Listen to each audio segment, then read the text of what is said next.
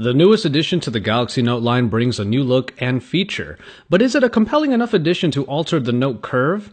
It's Joshua Vergara from Android Authority. What's going on, everybody? And this is the Samsung Galaxy Note Edge.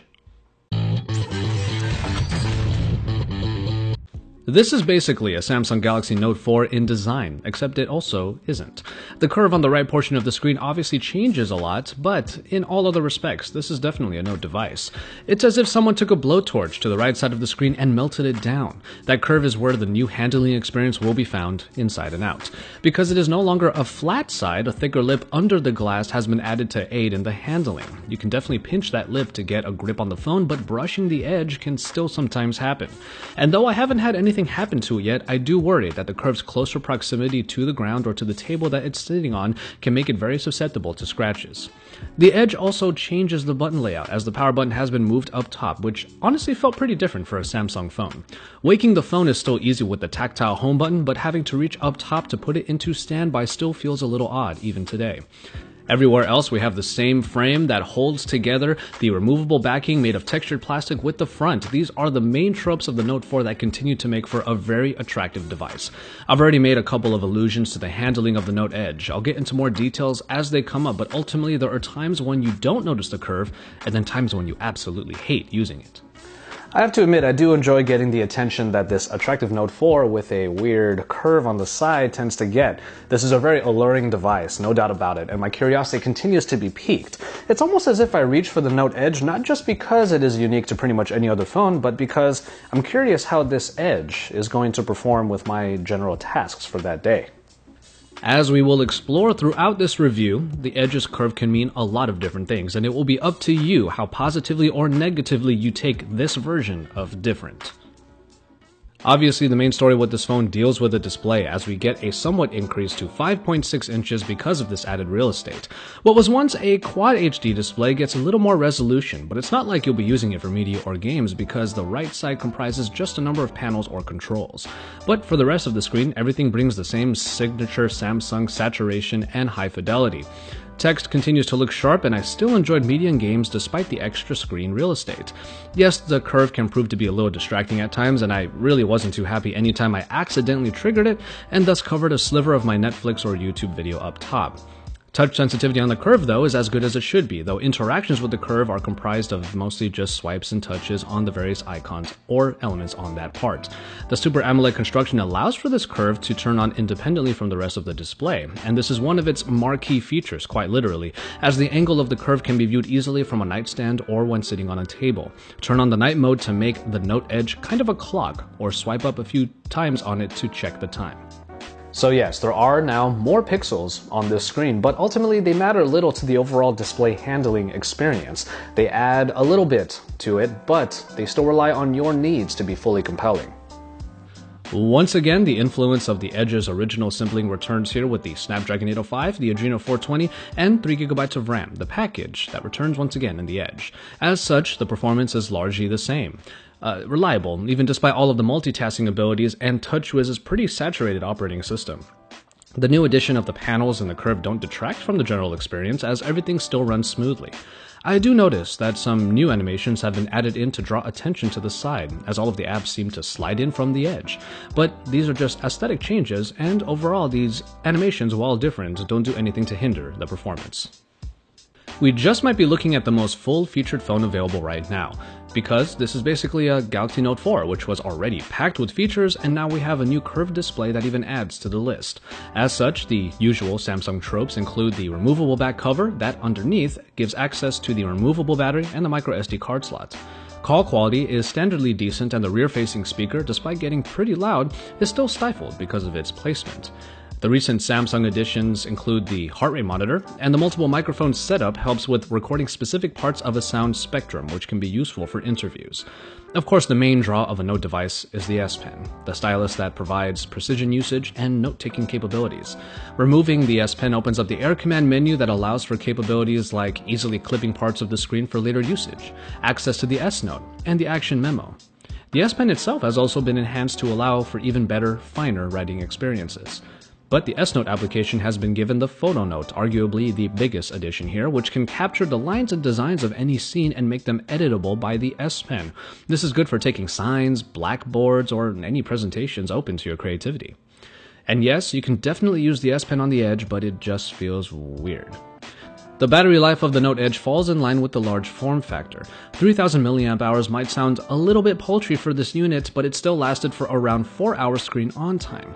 But the standby time and the screen off power consumption were the story here, as it allowed me to reach the day-and-a-half mark easily on multiple occasions. While my usage might have been a little bit higher than most, I was still pretty set with the Note Edge, and with a Samsung fast charger you can juice it back up pretty quickly. Alright, let's move on to the camera, the 16 megapixel shooter in the Note Edge that brings the expected Samsung quality and various modes, though I have one really big problem with the way it handles. If you haven't noticed already, a lot of the controls for various Samsung applications are moved over to the curve, which is a nice idea half the time and then a terrible idea the other half. The camera is a prime example of when it is not well implemented. You'll still get access to some on-screen buttons to set settings, but the controls and quick settings are all in the curve, whose ergonomics are just not made for smartphone camera shooting. I was never able to take photos with one hand because trying to reach that shutter button on the curve is simply awkward and consistently made me feel like I might drop the phone. Support from my other hand was required pretty much all the time. I wouldn't go as far to say that the controls on the Edge destroy the shooting experience, but it is certainly an example of how an innovation like this needs much more thought put into it still. Thankfully, photos take on the Samsung quality you probably expect, including the high saturation levels that might make the picture a little less accurate to the original scene. But even overly vivid photos are often received well by the general user, and that's how I feel about this particular camera. Various modes are available, including HDR, which doesn't enhance too many photos unless you find the right situation, and the selective focus, which is a real hit or miss feature that can mess up the focus line around your subject. Low light performance is somewhat helped by the optical image stabilization, as photos still lose detail and get grainy the darker the situation becomes, but I will admit that the Note Edge and subsequently the Note 4 still perform better in low light than most other competitors. But in good lighting, the pictures that come out of this performer are reliably good and should please most people who use this phone. And finally, we have TouchWiz, the operating system of the Note Edge that now has to accommodate a new area to present a number of elements. Before we get to the curve, let's go through what we have already covered in the Galaxy Note 4, mainly the multitasking. The ease of multitasking was this version's focus, and it's plainly seen in the recent app screen, which has added a button to quickly trigger the multi-window. Hit that button and just pick an app to open up on the bottom when prompted. But even when in the dual app setup, you can still switch to a floating app setup and even make the floating app a small icon for safekeeping. Drag down from either of the top corners and most applications will be shrunken down to a floating window, and then you can freely switch among all of these different modes.